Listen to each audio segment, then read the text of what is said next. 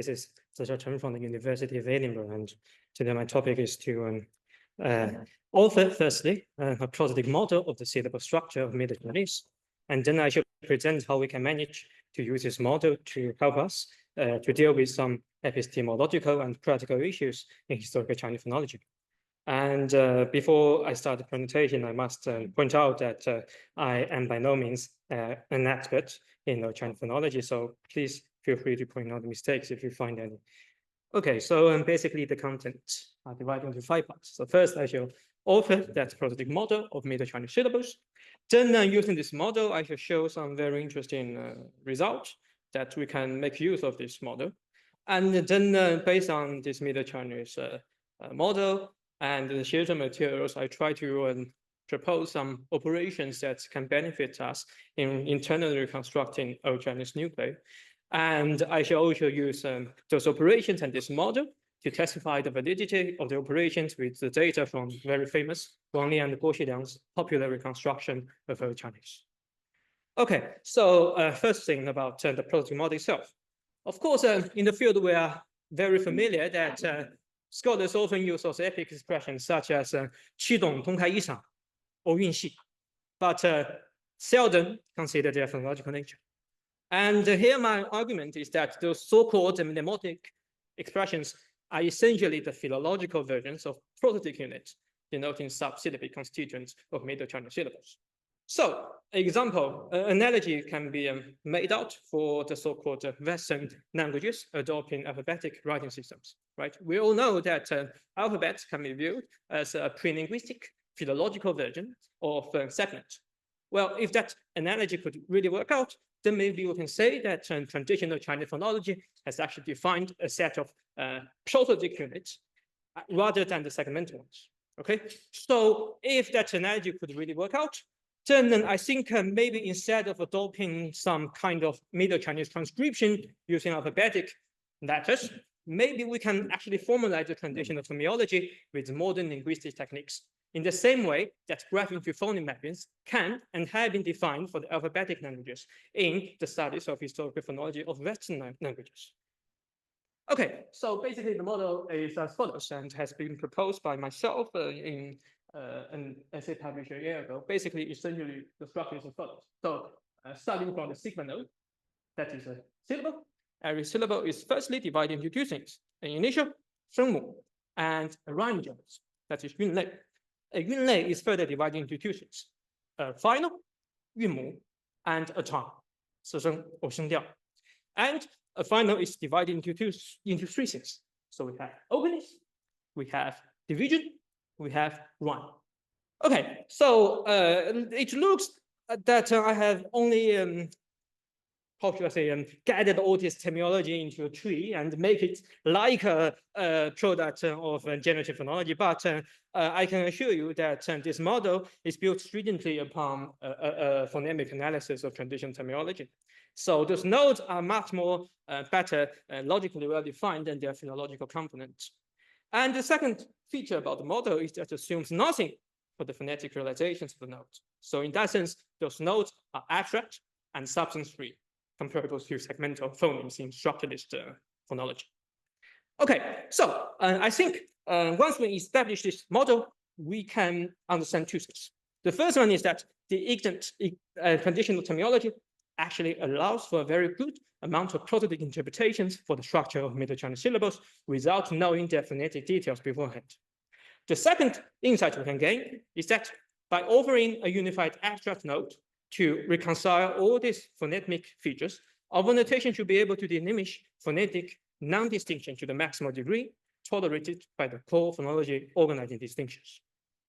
Okay, and a little bit about our model is not a trumped up product from nowhere without any theoretical support. So basically, our model can be at least endorsed by 2 different phonological schools. So the first one is something that we should be very familiar with, the Bayesian prosodic analysis.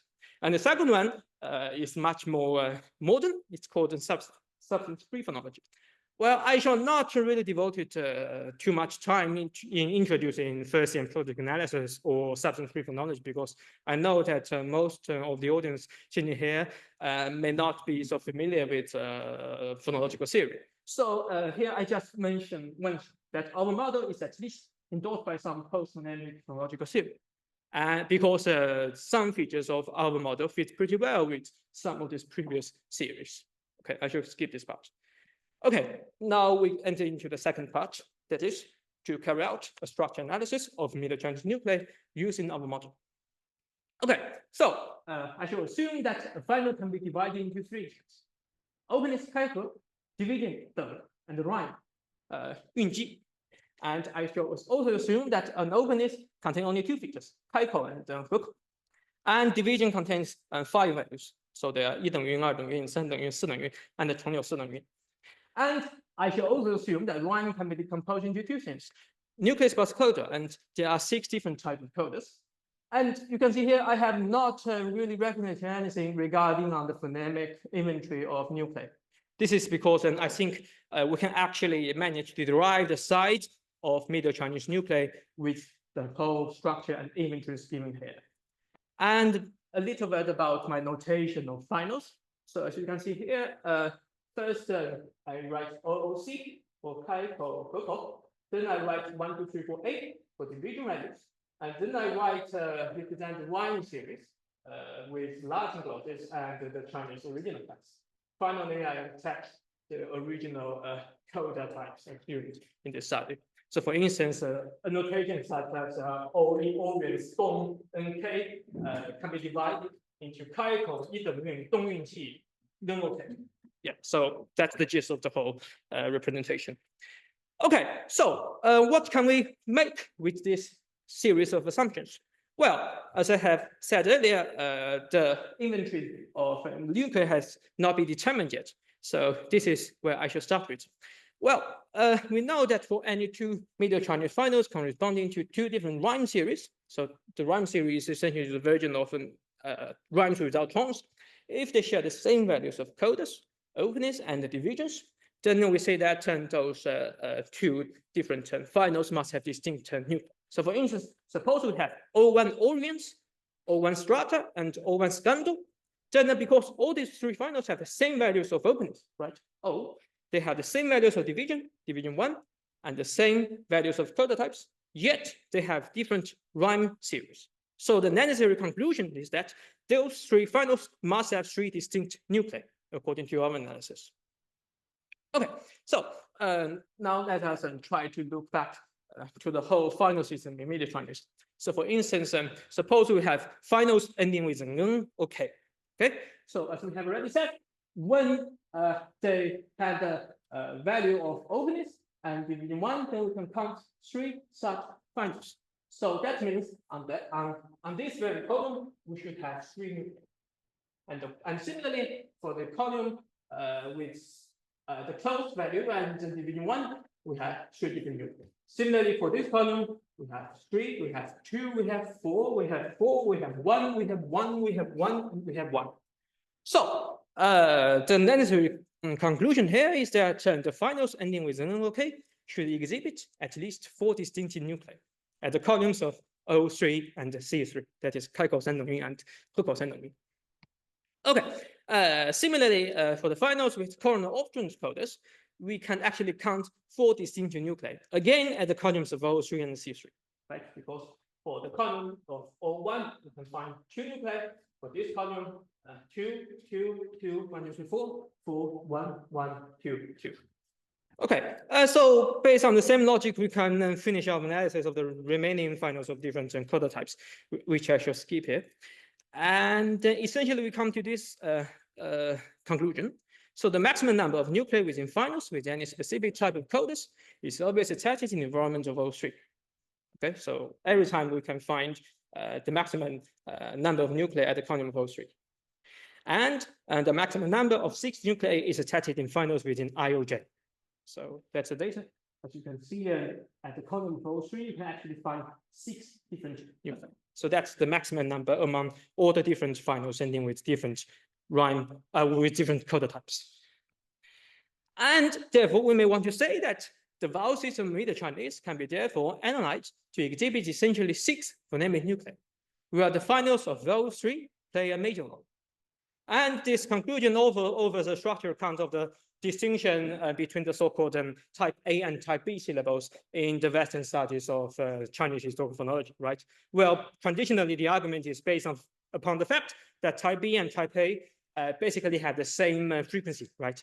But here, I think I have managed to offer maybe another account that seen from the very structure of Middle Chinese phonology, the type B and type A should be formulated because the Kaiko Seldom, all 3, take the most important roles in determining the structure of the nuclei inventory in Middle Chinese.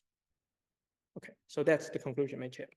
Okay, so now with this basic insight, maybe we are now ready to start our operations for internal reconstructing Old Chinese nuclei with the Xiéshēng materials in the model. I shall try to be very slow here because I think that's the place where most of you may start to get some interest in. Okay, so as I have said, the finals with the values of O3 should reflect the potential maximum number of distinctive nuclei within any series. And we shall also assume, following the classic Xiéshēng hypothesis, that Chinese characters with the same Xiéshēng series should share the same nucleus. So if those 2 assumptions could work out, then we come to a very important conclusion. That is, the finals within the Xiéshēng series must exhibiting non-overlapping combinations of Kaihe, of Deng, of codotypes, and the nuclei. And the nuclei here is represented by rhyme series, such that on exceptional conditions, some changes can be proposed. In other words, within the series, we should find all the finals to be non-conflicting regarding the combinations of openness plus divisions plus codotypes, such that different nuclei in Middle Chinese can be derived from a single nucleus in Old Chinese plus the conditional environment of openness, divisions, codotypes. I think this should be pretty clear for anyone who has a basic understanding of the sound rule, right? So I shall not continue to develop that idea here. And accordingly, when some of the finals with Xiéshēng series share the same values of openness, divisions, and codotypes, yet corresponding to different rhyme series, then we must say that this is a bad situation. This is a bad situation for it exhibits conflicting finals, while according to our Xiéshēng hypothesis, we should not really want to say multiple nuclei within a single series. So for instance, suppose we meet all O1 orients and O1 strata within the same Xiéshēng series. This is a very bad thing because it exhibits 2 different nuclei. And we should try to do something to eliminate that unbeautiful distribution. So here the question is, how should we manage to do that? How should we eliminate those conflicting finals? So before formally introducing this, maybe some examples would help here. So in this example, this is series model. We have 3 different Chinese characters. And as we can see here, we can only find 3 different finals here. We have C1 Cinis, we have O1 Scopus, and we have O3 Nefas. Okay, none of these finals, or to put it another way, no finals share the same values of openness, divisions, codotypes, but correspond to different rhyme series. So we can conclude that series exhibits only 1 nucleus. Or to put a somewhat more complicated example, suppose we have series null. Here we can find 3 different finals here. We have 4 different finals here. We have O3 Verus, we have O4 Penenus, we have O3 Vado, we have O3 Divus. And O3 Verus and O3 Divus have exactly the same values of openness, have the same values of divisions, have the same type of codotypes, but they correspond to 2 different rhyme series. So we must say that 2 nuclei should exist in this series. And this situation contradicts with our earlier hypothesis in the Xiéshēng series, in which every series is assumed to comprise only 1 nucleus. So we must do something to ensure this series contains no conflicting. And that will lead us formally to the operations for eliminating conflicting finals. So the first operation I should propose is called split. So what does that mean? Well, within a series containing different conflicting finals, if the series receives multiple phonetic components, within one of which the conflicting finals happen to be segregated within different smaller Xiéshēng series, then we shall adopt that new analysis and split the original series into multiple smaller series according to the new classification. So, as we have already said, here the conflicting finals are all three variants and all three divs, right? So they contain two nuclei. Well, very interesting, you can notice that the large Chinese characters containing all three divs happen to have the phonetic components, that's why. But that is not shared by the Chinese character whose pronunciation is all three variants. Right? So what we can do here? Well, we can split it into two smaller series, such that after that, the two conflicting finals will be allocated into different Xiéshēng series. So the problem here is solved. And why this operation is called split? Well, because we have split the largest Xiéshēng series into two smaller ones. Okay, so that's the operation called split. Okay, now we have the second operation. This operation is called specify. So if the conflicting finals happen to form or can be made to form complementary distribution, let's say regarding initials, then we can adopt that new analysis and state clearly the relevant conditioning environment. So suppose we have a Xiéshēng series like this. And as you can see here, the two conflicting finals are C3 coupled and C3 diffuse. Okay, those two finals, of course, should have different nuclei according to our earlier hypothesis. But very interesting, we notice that the two finals happen to be in complementary distribution within this very specific environment of Xiéshēng series. This is because C3 coupled occurs with the initial K, while C3 diffuse occurs with the initial L. So in that sense, we can say that although C3 coupled and C3 diffuse have two different nuclei, at least within this very Xiéshēng series, they are phonemically non-conflicting. So the question is solved. Those are not really conflicting nuclei. And that's why this operation is called specify, just to specify the conditioning environment of the initials or something else that conditioned the final. Yeah. Okay, the last operation I should propose is simply called spoil. So if we have tried split, if we have tried specify, but we can not find any meaningful generalization, then we can consider deleting all the conflicting finals but one. So let's say, driven by considerations such as systematicity or frequency, we shall preserve only one final and mark all the remaining finals as exceptional. So we're basically using a kind of brute force to delete the unexplainable multiple nuclei. So for instance, suppose we have a series called the series Zhi, and this series contains, let's say, 4 Chinese characters. And as you can see here, there are 2 different conflicting finals. They are O3 Vado and O3 Ramos. Of course, at first, we may want to use this strategy called split, right? We want to see that the first 3 Chinese characters have a phonetic component that is different from the last Chinese characters with another final. But unfortunately, we cannot. All these 4 Chinese characters receive exactly the same Xiéshēng analysis. So then we turn to specify. We try to see if the conditioning environments of these 4 different Chinese characters may present some irregularity regarding initials. Unfortunately, we cannot. Suppose we say that all these 4 Chinese characters have the so-called acute initials. Then we cannot use specify because they have exactly the same conditioning environments of initials. So both split and specify have failed. What should we do now? Well, we have to admit that maybe one of these finals are just exceptions, and we have to delete it. So we notice that O3 Vado occurs more frequently than O3 Ramos. So in that sense, O3 Ramos is an anomaly. Is an uncommon anomaly that should be deleted. Therefore, the last Chinese character can be viewed as exceptional and excluded from the current series. So that's why this operation is called spoil.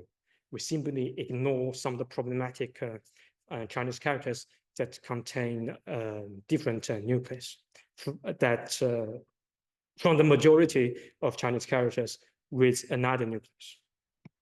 Okay, so for summary, now we have proposed 3 different kinds of operations in order to eliminate conflicting finals within individual Xiéshēng series. So first, we shall use split to segregate part of the problematic Chinese character from the current series to form new subseries. Or we use specify to derive a statement of complementary distribution for these problematic finals. Otherwise, we use spoil to discard part of the problematic Chinese characters. And after the application of these operations, every series should present no conflicting finals and should receive only 1 nucleus in Old Chinese.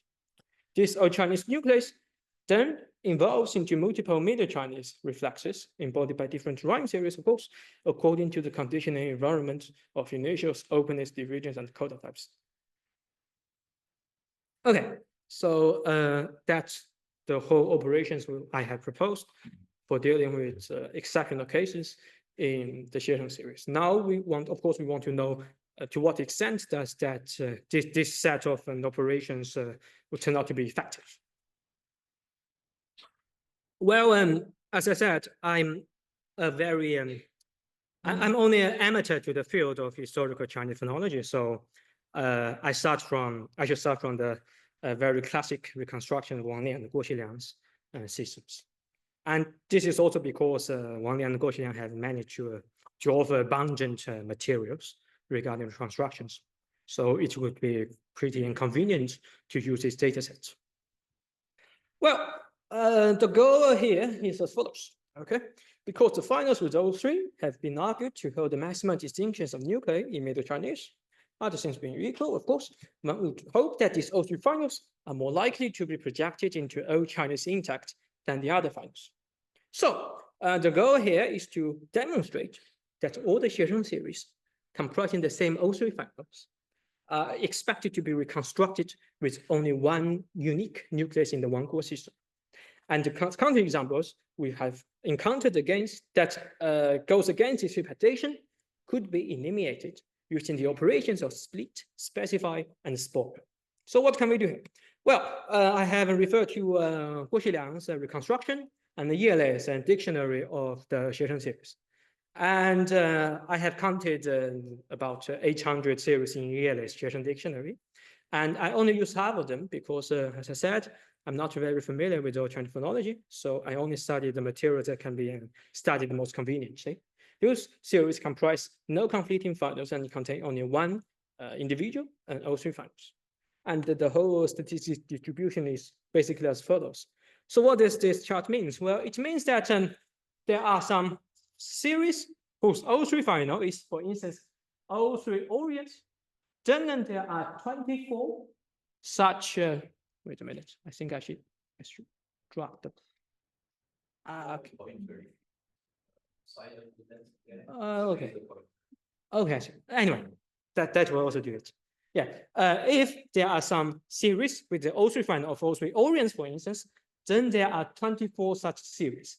And all these series are reconstructed with the schwa in the Wang Li and Guo Xiliang system.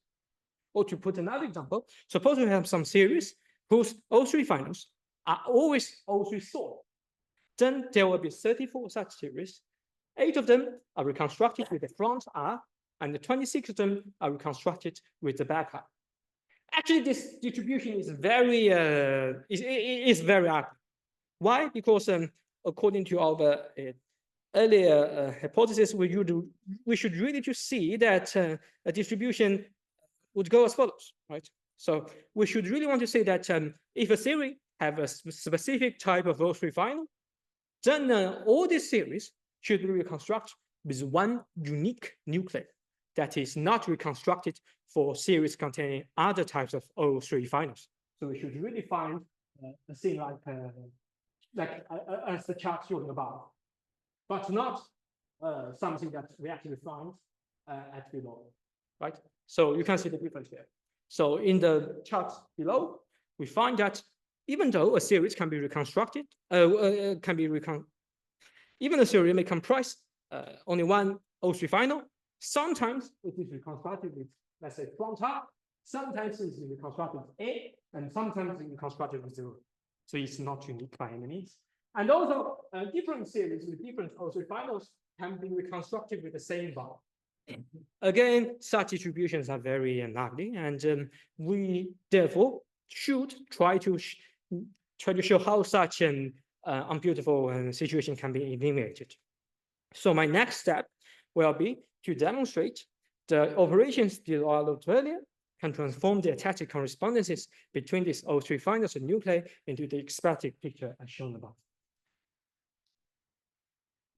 Okay, so due to the time limit, I should only study the finals ending with I or J. So basically, the computing situation can be stated in turn. So for instance, the series containing the O3 finals of O3 ramos are reconstructed not with one unique nucleus, but with 3 different ones. Right. And due to my time limit, I will not go through this, but I will only mention my analysis. Okay. So for instance,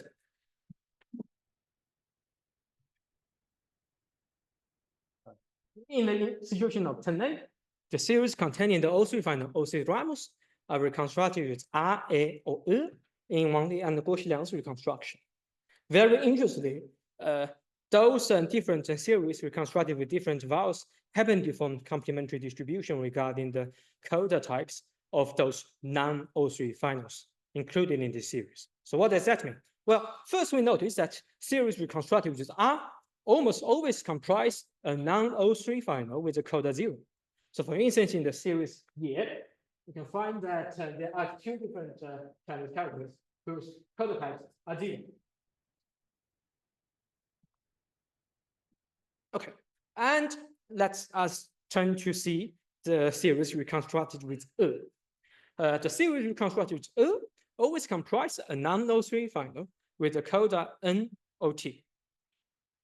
And finally, series reconstructed with A almost never exhibit non-O3 finals ending with 0 or NOT. So what does that mean? Well, it means that the series reconstructed with R, A, or E, as we've seen here, exhibit complementary distribution regarding the coda types of non-O3 finals. So the Wang Li and the Guo Xiliang system can be thus said to have formulated redundant nuclei under this circumstance. This explanation can be reviewed as an extension of our strategy called specify. Okay, another example I found very interesting is 10B. So in this situation, the series containing O3 adipts are reconstructed with 2 vowels, A or E. Okay, why this is very interesting? Well, if we look at the series reconstructed with E, we can notice that they are always found after labials without exception. And the series A is attached after any type of initials.